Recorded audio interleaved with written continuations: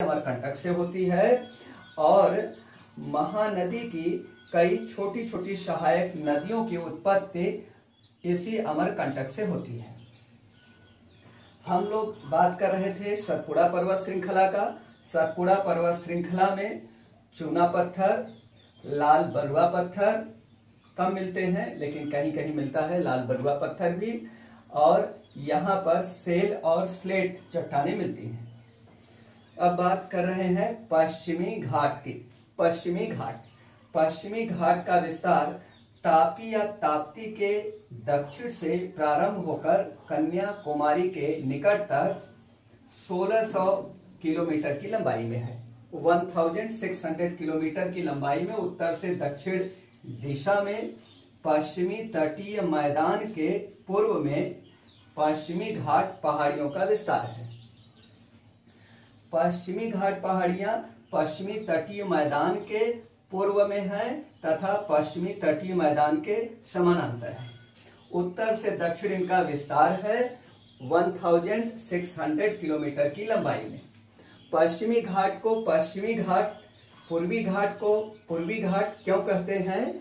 इसके लिए यह है कि पश्चिमी घाट का जो पश्चिमी ढाल है वो तो तीव्र है, लेकिन इसका जो पूर्वी ढाल है, पठार की ओर वाला ढाल है, दक्षिण भारत के पठार की ओर वाला जो ढाल है वह सीढ़ी नुमा है। जैसे नदी के किनारे घाट होता है, ऐसे घाट की तरह है, अर्थात इस पर जो पश्चिमी तटीय मैदान है उसकी ओर से इस पर चढ़ाई करना कठिन है, जबकि पठार की ओर से इस पर चढ़ना आसान है। घाट बने हुए हैं, सीढ़ियों जैसी संरचना बनी हुई है, इसी कारण पश्चिमी घाट को पश्चिमी घाट शब्द यूज करते हैं। और यही बात पूर्वी घाट के साथ भी है। पूर्वी घाट का जो पूर्वी तटीय मैदान की ओर वाला ढाल है वो तो तीव्र है, लेकिन पठार वाला ढाल मंद और सीढ़ीनुमा है। सीढ़ीनुमा होने के कारण इसको घाट कहते हैं, और पूर्व में है इसलिए पूर्वी घाट, और पश्चिम में जो है पहाड़ी उसको पश्चिमी घाट कहते हैं। उत्पत्ति के आधार पर ये दोनों पर्वत श्रृंखलाएं ब्लॉक पर्वत श्रृंखलाओं की श्रेणी में रखी जाती हैं, किंतु वर्तमान समय में इनका अनाच्छादन हुआ है बड़े पैमाने पर और अवशेष के रूप में बची हुई है। पश्चिमी घाट को सह्याद्री भी कहते हैं। जैसे महान हिमालय को हिमाद्री कहते हैं, ठीक उसी प्रकार पश्चिमी घाट को सह्याद्री कहते हैं। सह्याद्री, दोनों में कंफ्यूजन न हो, हिमाद्री मिलता जुलता शब्द है, सह्याद्री पश्चिमी घाट को सामान्यतः उत्तर से दक्षिण 3 भागों में विभाजित किया जाता है। उत्तरी सह्याद्री या उत्तरी पश्चिमी घाट, मध्य सह्याद्री और दक्षिणी सह्याद्री। इसमें उत्तरी सह्याद्री में क्या है कि तापी या ताप्ती के दक्षिण से प्रारंभ होकर मलप्रभा या मालप्रभा नदी घाटी के उत्तर तक उत्तरी सह्याद्री का विस्तार है। उत्तरी सह्याद्री की जो श्रेणियां हैं इनका विस्तार महाराष्ट्र और गोवा राज्यों में है। उत्तरी सह्याद्री का विस्तार। उत्तरी सह्याद्री की जो प्रमुख श्रेणियां हैं उनमें एलिफेंटा की पहाड़ियां, अजंता एलोरा की पहाड़ियां, बालघाट पहाड़ियां, सतमाला की पहाड़ियां, हरिश्चंद्र पहाड़ियां प्रमुख हैं। सबसे पहले हम लोग बात कर रहे हैं एलिफेंटा की पहाड़ियां। एलिफेंटा की पहाड़ियों का विस्तार महाराष्ट्र राज्य के मुंबई जिले में है। एलिफेंटा के ढालों को काटकर गुफाओं का निर्माण किया गया है, और ये गुफाएं शैव धर्म से संबंधित हैं। आपके एग्जाम में ये प्रश्न पूछा जा चुका है, ऑब्जेक्टिव वाले एग्जाम में, कि एलिफेंटा की गुफाएं किस धर्म से संबंधित है। तो एलिफेंटा के ढालों को काटकर गुफाओं का निर्माण किया गया है, और इन गुफाओं में अधिकांश गुफाओं में शिवलिंग स्थापित है, इसलिए इन्हें शैव धर्म से संबंधित माना जाता है। हम लोग बात करें अजंता एलोरा की पहाड़ियां। अजंता एलोरा पहाड़ियां उत्तरी सह्याद्री की शाखाएं हैं। इनका विस्तार महाराष्ट्र राज्य के औरंगाबाद जिले में है। अजंता के ढालों को काटकर गुफाओं का निर्माण किया गया है। ये जो रॉक कट केव्स हैं चट्टानों को काट कर जो गुफाओं का निर्माण किया गया है अजंता की पहाड़ियों में, इनकी दीवारों पर, इन गुफाओं की दीवारों पर जातक कथाओं का चित्रण है। जातक कथाएं गौतम बुद्ध के पूर्व जन्म की कहानियां हैं। इससे स्पष्ट होता है कि अजंता की पहाड़ियां बौद्ध धर्म से संबंधित, अजंता की गुफाएं बौद्ध धर्म से संबंधित हैं। एलोरा की जो गुफाएं हैं उनमें कुछ गुफाओं में शिवलिंग स्थापित हैं, कुछ गुफाओं में जैन तीर्थंकरों की मूर्तियां स्थापित हैं और कुछ गुफाओं की दीवारों पर जातक कथाओं का चित्रण है। इससे स्पष्ट होता है कि एलोरा की गुफाएं हिंदू, बौद्ध, जैन तीनों धर्मों से संबंधित हैं। और इस प्रकार प्रश्न आता है कि अजंता तथा एलोरा की गुफाएं किस या किन धर्मों से संबंधित हैं, तो इसका सही उत्तर है हिंदू, बौद्ध, जैन तीनों धर्मों से संबंधित हैं अजंता एलोरा की गुफाएं। अब इसमें जो सतमाला की पहाड़ियां हैं, बाल घाट हैं, ये बहुत महत्वपूर्ण नहीं है। ये घने वनों से ढकी हुई हैं और जैव विविधता में समृद्ध हैं।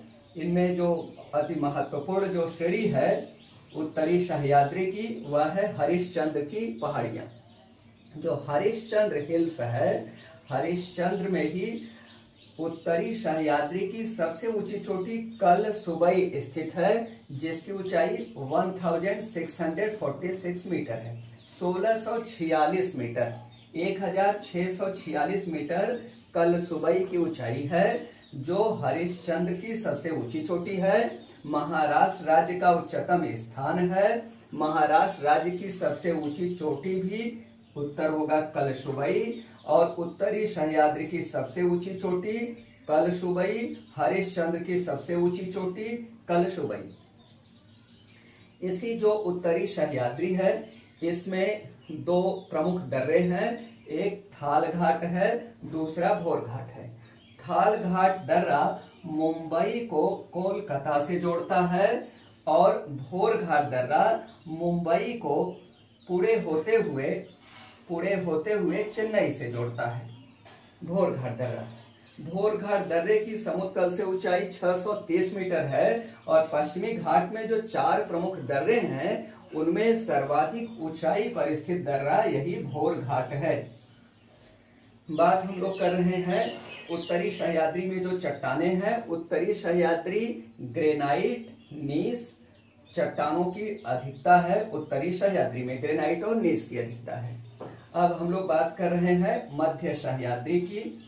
उत्तरी सह्याद्री का विस्तार तो मलप्रभा और तापी या ताप्ती नदियों के मध्य 650 किलोमीटर की लंबाई में है, और मध्य सह्याद्री की श्रेणियों का विस्तार है मलप्रभा नदी के दक्षिण से प्रारंभ होकर पालघाट या बालघाट दर्रे के उत्तर तक, और लगभग 600 किलोमीटर की लंबाई में। मध्य सह्याद्री का विस्तार कर्नाटक राज्य में जो कन्नड़ या कनारा या कनारी तटीय मैदान है, उस तटीय मैदान के समानांतर तथा कर्नाटक के इस कन्नड़ तटीय मैदान के पूर्व में 600 किलोमीटर की लंबाई में उत्तर से दक्षिण दिशा में मध्य सह्याद्री की श्रेणियों का विस्तार है। मध्य सह्याद्री की जो प्रमुख श्रेणियां हैं उत्तर से दक्षिण, इनमें जो प्रमुख श्रेणियां हैं उनका क्रम इस प्रकार से है। बाबा बोदन की पहाड़ियां, चिकमंगलूर की पहाड़ियां और मणिकेर की पहाड़ियां। बाबा बोदन की पहाड़ियों में जो सबसे ऊंची चोटी है वो है मुलानगिरी। मुलानगिरी की ऊंचाई है 1913 मीटर या 1913 मीटर। याद करने की सुविधा के लिए 1913 मीटर 1913 मीटर 1913 मीटर है मुलानगिरी की ऊंचाई। यह मध्य सह्याद्री की सबसे ऊंची चोटी है। अधिकांश किताबों में लिखा रहता है कुद्रमुख चोटी की ऊंचाई है 1892 मीटर और मुलानगिरी की 1913 मीटर है। कुद्रमुख की 1892 मीटर है। कुद्रमुख मध्य सह्याद्री की दूसरी ऊंची चोटी है जिसकी ऊंचाई है 1892 मीटर।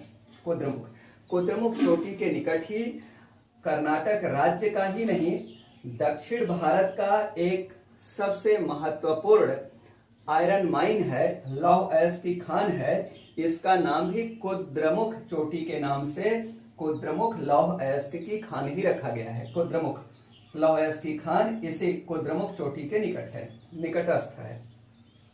मध्य सह्याद्री की तीसरी महत्वपूर्ण चोटी है पुष्पागिरी और चौथी महत्वपूर्ण चोटी है ब्रह्मगिरी। ब्रह्मगिरी से कृष्णा की उत्पत्ति होती है, ब्रह्मगिरी चोटी से। पुष्पागिरी और ब्रह्मगिरी के मध्य सह्याद्री में चरणोकाइट चट्टानों की अधिकता है। वैसे मध्य सह्याद्री की जो प्रमुख चट्टानें हैं ग्रेनाइट है, नीस है, चरणोकाइट है मध्य सह्याद्री की। मध्य सह्याद्री में जो बाबा बोदन की पहाड़ियां हैं, बाबा बोदन की पहाड़ियां, इन्हीं के ढालों पर पुर्तगालियों ने सबसे पहले कहवा के बागान स्थापित किए थे और तब से लेकर आज तक कहवा के उत्पादन में भारत में कर्नाटक राज्य देश में प्रथम स्थान पर बना हुआ है। भारत में कहवा या कॉफी का सर्वाधिक उत्पादन करने वाला राज्य कर्नाटक शुरू से ही बना हुआ है। अरेबिका कहवा, रोबस्टा कहवा दोनों बड़े पैमाने पर यहाँ उत्पादित होता है। वैसे कहवा की 3 प्रमुख प्रजातियां अरेबिका, रोबस्टा, लाइबेरिका तीनों यहाँ पर उत्पादित होती हैं कर्नाटक राज्य में। अब हम लोग बात करते हैं नीलगिरी की पहाड़ियों की। नीलगिरी की पहाड़ी, नीलगिरी को नीली पहाड़ी भी कहते हैं, ब्लू माउंटेन्स भी कहते हैं, नीलगिरी गाठ भी कहते हैं। नीलगिरी को नीलगिरी गाठ भी कहते हैं, नीलगिरी नाट कहते हैं, नीलगिरी गाठ या नीलगिरी ग्रंथि। गाठ या ग्रंथि, नाट का अर्थ क्या है? एक ऐसा क्षेत्र जहां से कई पर्वत श्रेणियों की उत्पत्ति होती है। तो वर्तमान समय में अधिकांश भूवैज्ञानिक यह मानते हैं कि जो नीलगिरी है वहीं से पूर्वी घाट पहाड़ियों की उत्पत्ति हो रही है, वहीं से पश्चिमी घाट पहाड़ियों की उत्पत्ति हो रही है। और कुछ भूगोलवेत्ताओं ने जो दक्षिणी सह्याद्री है, दक्षिणी सह्याद्री, उसके लिए दक्षिणी घाट शब्द का भी प्रयोग किया है। दक्षिणी सह्याद्री या दक्षिणी घाट, तो इन तीनों की उत्पत्ति मानी जाती है कि नीलगिरी घाट से होती है या नीलगिरी ग्रंथ से होती है। नीलगिरी की जो सबसे ऊंची चोटी है उसका नाम है डोडा बेटा। नीलगिरी की सबसे ऊंची चोटी डोडा बेटा, इसकी ऊंचाई 2637 मीटर है। यह तमिलनाडु राज्य में स्थित है। डोडा बेटा नीलगिरी में स्थित है और तमिलनाडु राज्य की सबसे ऊंची चोटी है। तमिलनाडु राज्य की सबसे ऊंची चोटी डोडा बेटा, डोडा बेटा 2637 मीटर डोडा बेटा है। डोडा बेटा के निकट ही नीलगिरी के ढालों पर तमिलनाडु राज्य का ही नहीं, संपूर्ण दक्षिण भारत का, और संपूर्ण दक्षिण भारत का ही नहीं, समूचे प्रायद्वीपीय भारत का सबसे प्रमुख पर्यटन केंद्र या स्वास्थ्यवर्धक केंद्र या हिल स्टेशन उदगमंडलम या ऊटी स्थित है। नीलगिरी के ढालों पर ही एक पर्यटन स्थल है, हिल स्टेशन है, स्वास्थ्यवर्धक केंद्र है, उदगमंडलम या पर्यटकों द्वारा ब्रीफ में इसे ऊटी कहा जाता है। यह नीलगिरी के ढालों पर तमिलनाडु राज्य में स्थित है। नीलगिरी का विस्तार कर्नाटक राज्य में भी है, केरल राज्य में भी है और तमिलनाडु राज्य में भी है, लेकिन तमिलनाडु राज्य में इसका विस्तार अधिक है नीलगिरी का। तो नीलगिरी के ढालों पर ही टोडा जनजातियां निवास करती हैं। नीलगिरी के ढालों पर टोडा जनजातियां निवास करती हैं और इन जनजातियों, ये जनजातियां अपने आप को पांडवों का वंशज मानती हैं और इसी कारण इनमें आज भी बहुपति प्रथा प्रचलित है। पॉलीएंड्री यहाँ पर प्रचलित है, पॉलीगेमी नहीं, पॉलीएंड्री यहाँ पर प्रचलित है टोडा जनजातियों में। टोडा जो नीलगिरी के ढालों पर निवास करने वाली तमिलनाडु राज्य की प्रमुख जनजातियां हैं, टोडा। इसके बाद हम लोग नीलगिरी को नीलगिरी गाठ भी कहते हैं। यही जो नीलगिरी क्षेत्र है, पूरा नीलगिरी गाठ क्षेत्र को, जिसमें कर्नाटक राज्य का भी भाग आता है, केरल राज्य का भी भाग आता है, तमिलनाडु राज्य का भी भाग आता है, देश का पहला फर्स्ट बायो रिजर्व जैव आरक्षित क्षेत्र घोषित किया गया है। नीलगिरी जैव आरक्षित क्षेत्र देश का पहला जैव आरक्षित क्षेत्र है। अब हम लोग बात कर रहे हैं दक्षिणी सह्याद्री, जिसको दक्षिणी घाट भी कहा गया है। दक्षिणी सह्याद्री, दक्षिणी सह्याद्री का विस्तार। दक्षिणी सह्याद्री और नीलगिरी को अलग करती है पालघाट या बालघाट दर्रा। पालघाट दर्रा को पलक्काड़ दर्रा भी कहते हैं। पालघाट दर्रा या बालघाट दर्रा नीलगिरी को अन्नामलाई की पहाड़ियों से पृथक करती है। पालघाट दर्रा नीलगिरी को अन्नामलाई की पहाड़ियों से पृथक करता है पालघाट दर्रा या पलक्काड़ दर्रा या बालघाट दर्रा। अब हम लोग बात कर रहे हैं दक्षिणी सह्याद्री की। दक्षिणी सह्याद्री का विस्तार पालघाट या बालघाट दर्रे के दक्षिण से प्रारंभ होकर कन्याकुमारी केप कोमोरिन के निकट तक 290 किलोमीटर की लंबाई में है। 290 किलोमीटर की लंबाई में उत्तर से दक्षिण दिशा में दक्षिणी सह्याद्री की श्रेणियों का विस्तार है। दक्षिणी सह्याद्री की जो प्रमुख श्रेणियां हैं उनमें है अन्नामलाई की पहाड़ियां, पलनी की पहाड़ियां और कार्डमम की पहाड़ियां। सबसे पहले बात हो रही है अन्नामलाई की पहाड़ियां। अन्नामलाई की पहाड़ियों का विस्तार केरल तथा तमिलनाडु राज्यों में उत्तर से दक्षिण दिशा में नीलगिरी के दक्षिण में है।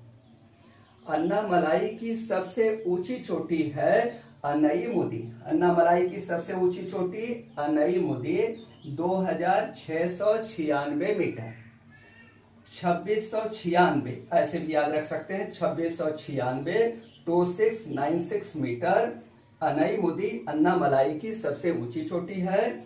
यह अन्नामलाई की तो सबसे ऊंची चोटी है ही, केरल राज्य की भी सबसे ऊंची चोटी है। केरल राज्य की सबसे ऊंची चोटी अनईमुदी, अन्नामलाई की सबसे ऊंची चोटी अनईमुदी। दक्षिण भारत की सबसे ऊंची चोटी, तो इसका भी आंसर होगा अनईमुदी। प्रायद्वीपीय भारत की सबसे ऊंची चोटी, तो इसका भी आंसर होगा अनईमुदी।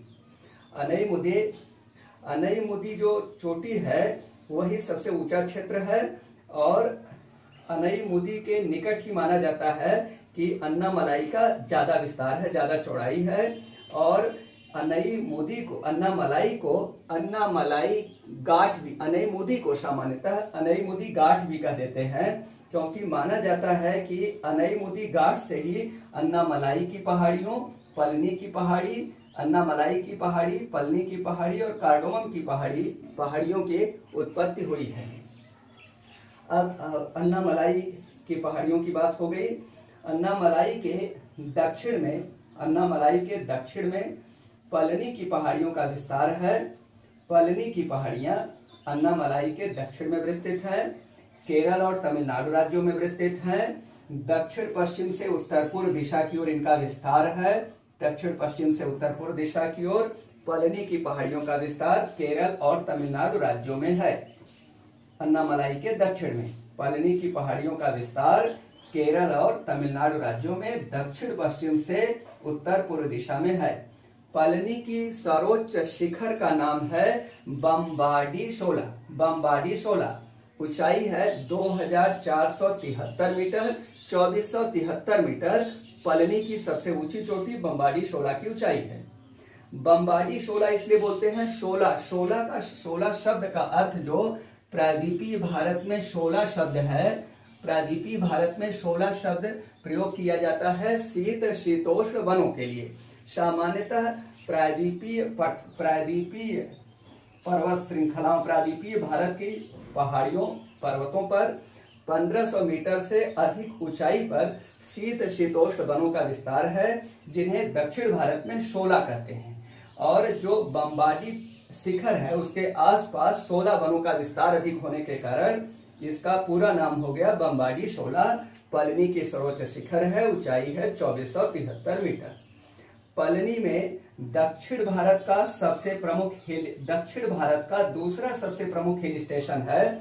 दक्षिण भारत का तो सबसे प्रमुख हिल स्टेशन हो गया उदगमंडलम या ऊटी, और दक्षिण भारत का दूसरा सबसे प्रमुख हिल स्टेशन है कोडई कनाल दक्षिण भारत का दूसरा सबसे प्रमुख हिल स्टेशन है। तमिलनाडु राज्य का दूसरा सबसे प्रमुख स्टेशन या दूसरा सबसे प्रमुख पर्यटन केंद्र या स्वास्थ्य वर्धक केंद्र है कोडई कनाल, जो पलनी की पहाड़ियों में स्थित है। और इसी के निकट पलनी के ढालों से ही, पलनी के दक्षिण पूर्वी ढालों से ताम्रपर्णी नदी की उत्पत्ति होती है। ताम्रपर्णी नदी। ताम्रपर्णी नदी पूर्वी घाट पहाड़ियों को काटते हुए पापनाशनम नामक दर्रे का निर्माण करती है। पापनाशनम दक्षिण भारत का यह भी एक महत्वपूर्ण जलप्रपात या फॉल्स है, जलप्रपात का निर्माण करती है। पापनाशनम नामक जलप्रपात फॉल्स का निर्माण ताम्रपर्णी नदी पर हुआ है, जो पलनी के दक्षिण पूर्वी ढालों से निकलती है। अब हम लोग बात कर रहे हैं कार्डमम की पहाड़ियों की। कार्डमम की पहाड़ियों का विस्तार पलनी की पहाड़ियों के दक्षिण में उत्तर से दक्षिण दिशा में केरल तथा तमिलनाडु राज्यों में है। कार्डमम की पहाड़ियां भारत की दक्षिणतम पर्वत भारत की जो मुख्य भूमि है उसकी दक्षिणतम पर्वत श्रृंखला है। जैसे भारत की मुख्य भूमि की उत्तरतम पर्वत श्रृंखला काराकोरम की पहाड़ियां हैं, वैसे ही भारत की जो मुख्य भूमि की दक्षिणतम श्रेणी है उसका नाम है कार्डमम की पहाड़ियां। कार्डमम की पहाड़ी को, कार्डमम का हिंदी है इलायची, अर्थात इसे कार्डमम की पहाड़ियां या इलायची की पहाड़ियां भी कहते हैं।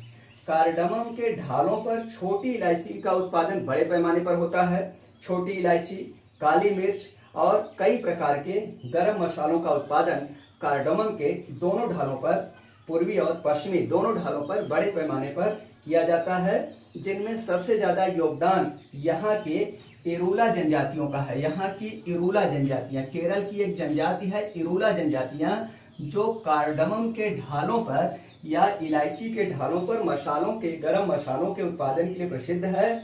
और गरम मसालों का सर्वाधिक उत्पादन करने वाला राज्य केरल है। इसी कारण केरल को मसालों का बगीचा भी कहते हैं। केरल राज्य को भारत का मसालों का बगीचा कहते हैं। गरम मसालों का यह उत्पादन देश में सबसे ज्यादा होता है। अधिकांश मसालों के उत्पादन में राजस्थान राज्य प्रथम स्थान पर है। जैसे सौंफ के उत्पादन में, मेथी के उत्पादन में, जीरा के उत्पादन में राजस्थान राज्य प्रथम स्थान पर है। गरम मसालों के उत्पादन में केरल राज्य प्रथम स्थान पर है। कार्डमम की जो दक्षिणी चोटी है, दक्षिणतम चोटी है, कार्डमम की दक्षिणतम चोटी या भारत की मुख्य भूमि की दक्षिणतम चोटी कार्डमम में स्थित महेंद्रगिरी है। महेंद्रगिरी, इसकी ऊंचाई है 1654 मीटर। महेंद्रगिरी कार्डमम में स्थित भारत की मुख्य भूमि की दक्षिणतम चोटी है। अब कार्डमम की सबसे ऊंची चोटी अगस्त्यमलाई है।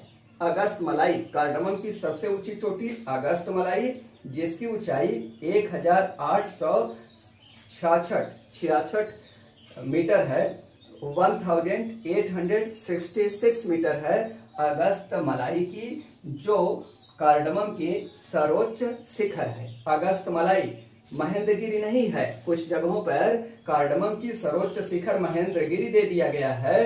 कार्डमम की सर्वोच्च शिखर महेंद्रगिरी नहीं है, अगस्त्यमलाई है। अगस्त्यमलाई और इसके आसपास के पूरे क्षेत्रों को जैव आरक्षित क्षेत्र घोषित किया जा चुका है। जैव आरक्षित, बायो रिजर्व, ये अगस्त्यमलाई देश का एक जैव आरक्षित क्षेत्र है। आप देख रहे हैं कि कार्डमम की सबसे ऊंची चोटी अगस्त्यमलाई, आसपास जैव विविधता ज्यादा, संपूर्ण क्षेत्र को जैव आरक्षित क्षेत्र, बायो रिजर्व या जैव आगार घोषित कर दिया गया है। जैसे सतपुड़ा की सबसे ऊंची चोटी धूपगढ़ के निकट पंचमढ़ी, पूरे क्षेत्र को, पंचमढ़ी धूपगढ़ को जैव आरक्षित क्षेत्र। मैकाल की प्रमुख चोटी अमरकंटक, आसपास का अचानक मार्ग, जैव आरक्षित क्षेत्र। इसी तरह से गारो, खासी, जयंतिया पहाड़ियां हैं मेघालय में। गारो की जो सबसे ऊंची चोटी है नौकरेक, इसका नाम है नौकरेक। नौकरेक नाम से नौकरेक जैव आरक्षित क्षेत्र, नौकरेक चोटी, उसके आसपास के क्षेत्र को जैव आरक्षित क्षेत्र घोषित किया जा चुका है, जिसे नौकरेक जैव आरक्षित क्षेत्र कहते हैं। इसी तरह से हिमालय की भारत में सबसे ऊंची चोटी सिक्किम राज्य में स्थित कंचनजंगा है, इसे भी जैव आरक्षित क्षेत्र घोषित किया जा चुका है। इसके आसपास जैव विविधता ज्यादा है। उत्तराखंड राज्य की सबसे ऊंची चोटी नंदा देवी है। नंदा देवी और उसके आसपास के क्षेत्र को, कई राष्ट्रीय पार्क इसमें आते हैं, जैव आरक्षित क्षेत्र, बायो रिजर्व घोषित किया जा चुका है, जिसे नंदा देवी जैव आरक्षित क्षेत्र कहते हैं। तो कुछ जैव आरक्षित क्षेत्रों को आप इस तरह से भी याद कर सकते हैं। हम लोग बात कर रहे थे अभी यहाँ पर पश्चिमी घाट की। पश्चिमी घाट देश का एक हॉट स्पॉट है। इसे अब हॉटेस्ट हॉट स्पॉट कहा जाने लगा है। जैव विविधता देश का जैव विविधता की दृष्टि से समृद्धतम भूभाग है। समृद्धतम भूभागों में से एक है ये जो पश्चिमी घाट पहाड़ियां हैं और प्राचीनतम भूआकृतिक प्रदेश है। यहीं पर जो पलनी की पहाड़ियां हैं और कार्डमम की पहाड़ियां हैं, इनको अलग करने वाला एक दर्रा है जिसे कहते हैं सेनकोट्टा दर्रा। सेनकोट्टा दर्रा पलनी की पहाड़ियों को कार्डमम की पहाड़ियों से पृथक करता है। सेनकोट्टा पास। सेनकोट्टा दर्रा समुद्र तल से मात्र 24 मीटर ऊंचा है और ये पूरे प्रायद्वीपीय भारत का सबसे कम ऊंचा स्थान है। सेनकोट्टा दर्रा जो मीन सी लेवल से मात्र 24 मीटर ऊंचा।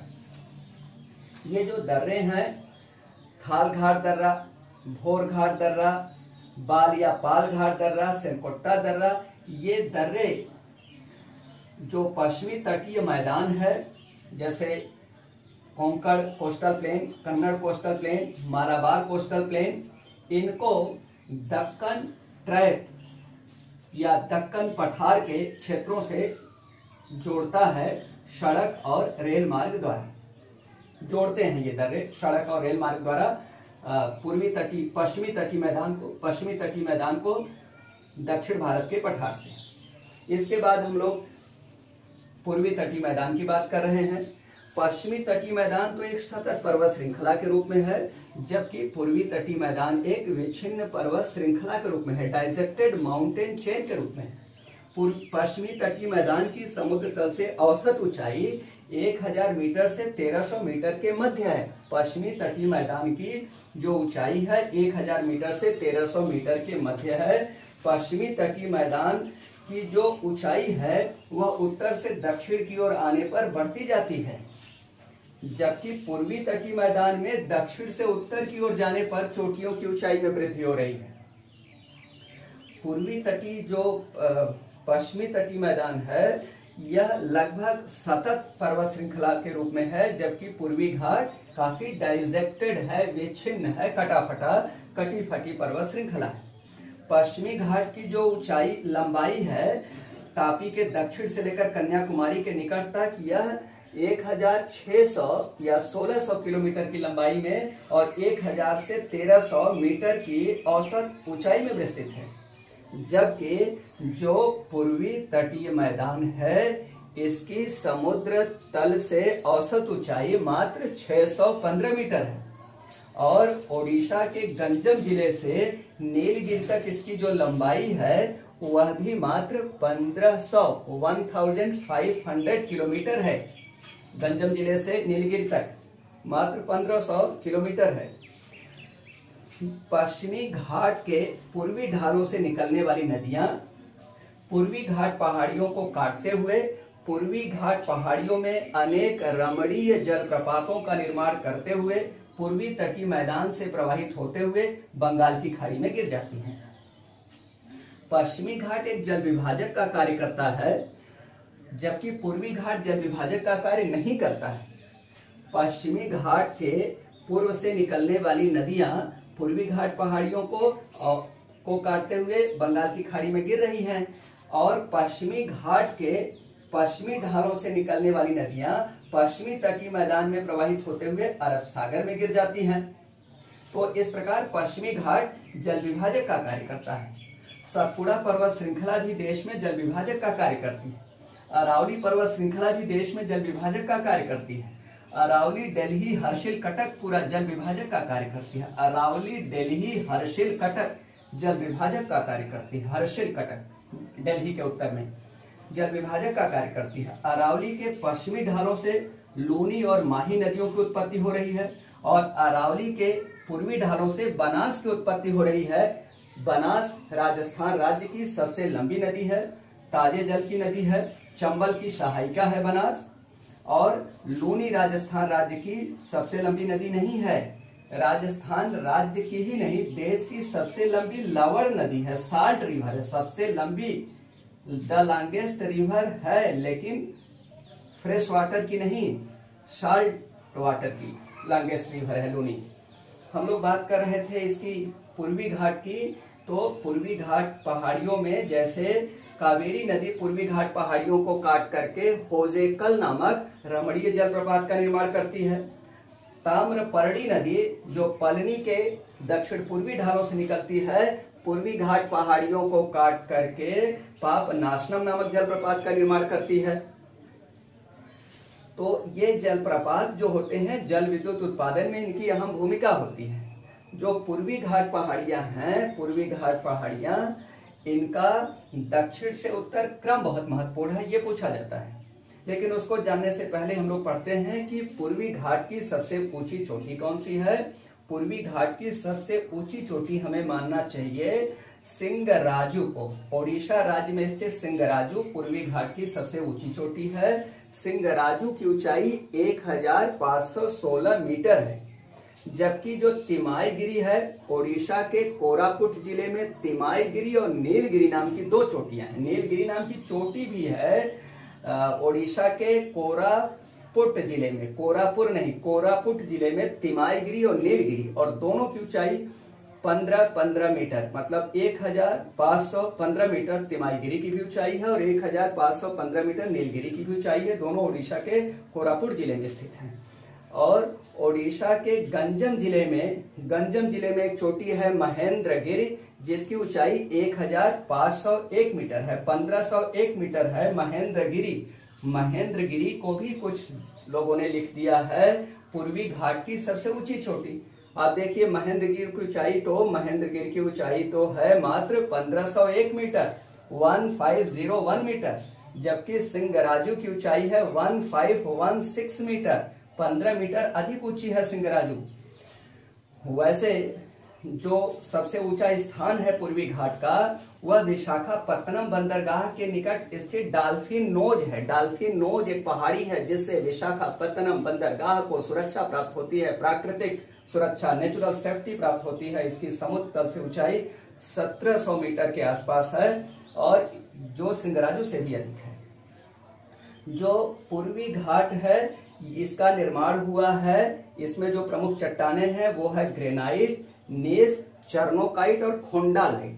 खोंडालाइट और चर्नोकाइट की अधिकता है पूर्वी घाट में। चर्नोकाइट और खोंडालाइट काले रंग की चट्टान होती है जिससे बना है ओडिशा में कोणार्क का सूर्य मंदिर, या म्यांमार के अधिकांश जो बौद्ध मठ हैं जिन्हें ब्लैक पैगोडा कहते हैं, वो खोंडालाइट चट्टानों से निर्मित है, जो काले रंग की चट्टान होती है। आम बोलचाल की भाषा में लोग उसको ब्लैक ग्रेनाइट कह देते हैं। ब्लैक ग्रेनाइट नहीं, ग्रेनाइट अलग प्रकार की चट्टान है। फेल्सिक इग्नियस रॉक है ग्रेनाइट, हल्के रंग की अग्नेय चट्टान है, जबकि खोंडालाइट काले रंग की चट्टान है। कोणार्क के सूर्य मंदिरों को ब्लैक पैगोडा इसीलिए कहते हैं क्योंकि पैगोडा जो बौद्ध मठ हैं उस शैली में बने हुए हैं, और दूसरा ये काले रंग के खोंडालाइट चट्टानों से निर्मित है, इसलिए इनको पैगोडा कहते हैं। जो कोणार्क का सूर्य मंदिर है इसको ब्लैक पैगोडा कहते हैं। ये खोंडालाइट चट्टानों से निर्मित है जो काले रंग की चट्टाने हैं, और जो म्यांमार के बौद्ध मठ हैं जिनको म्यांमार में पैगोडा कहते हैं, उसी शैली में निर्मित है कोणार्क का सूर्य मंदिर, इसीलिए कोणार्क के सूर्य मंदिर को ब्लैक पैगोडा कहते हैं। हम लोग पूर्वी घाट की जो प्रमुख श्रेणियां हैं दक्षिण से उत्तर, ये क्रम बहुत महत्वपूर्ण है, विभिन्न प्रतियोगी परीक्षाओं में पूछा गया है। इनको हम लोग कह सकते हैं कि जो पलनी की पहाड़ियां हैं उसके पूर्व में तमिलनाडु राज्य में एक पर्वत श्रेणी है, उसका नाम है वेलीगिरी रंगा पहाड़ियां। इसके उत्तर में शेरुमलाई की पहाड़ियां, शेरुमलाई की पहाड़ियों के उत्तर में पंचमलाई की पहाड़ियां, पंचमलाई के उत्तर में शेवराय की पहाड़ियां, शेवराय के उत्तर में जावेदी की पहाड़ियां, जावेदी के उत्तर में पालकोंडा पहाड़ियां, पालकोंडा के उत्तर में वेलीकोंडा पहाड़ियां, वेलीकोंडा ऐसे हो जाता है वेलीकोंडा पहाड़ियां, वेलीकोंडा पहाड़ियों के उत्तर में नल्ला मलाई की पहाड़ियां, और नल्ला मलाई की पहाड़ियों के उत्तर में ओडिशा के गंजम जिले में गंजम की पहाड़ियां। इस प्रकार पूर्वी घाट पहाड़ियों का दक्षिण से उत्तर ये प्रमुख विस्तार है। एक बार आप पुनः इसको सुन लीजिए। पूर्वी घाट का दक्षिण से उत्तर जो पहाड़ियों का प्रमुख क्रम है वह है वेलीगिरी रंगा, फिर शेरुमलाई, शेरुमलाई के उत्तर में पंचमलाई, पंचमलाई के उत्तर में शेवराय, शेवराय के उत्तर में जावेदी, जावेदी के उत्तर में पालकोंडा, पालकोंडा के उत्तर में वेलिकोंडा, वेलिकोंडा के उत्तर में नल्ला मलाई, नल्ला मलाई के उत्तर में गंजम की पहाड़ियां। एक शेषाचल की पहाड़ियां है, बहुत चर्चा में है, पूर्वी घाट की एक श्रेणी है शेषाचल की पहाड़ी। शेषाचल की पहाड़ियों का विस्तार आंध्र प्रदेश के कोडप्पा जिले में और अनंतपुर जिले में है। शेषाचल की पहाड़ियों को भी जैव विविधता यहाँ समृद्ध है, समृद्ध जैव विविधता के कारण शेषाचल की पहाड़ियों को क्या कर दिया गया है, शेषाचल की पहाड़ियों को जैव आरक्षित क्षेत्र बायो रिजर्व घोषित किया जा चुका है। शेषाचल की पहाड़ियां, तो ये पूर्वी घाट की प्रमुख श्रेणियां हो गई। इनके बारे में और भी बहुत सी चीजें हैं जो कहीं ना कहीं हम लोग चर्चा करते रहेंगे।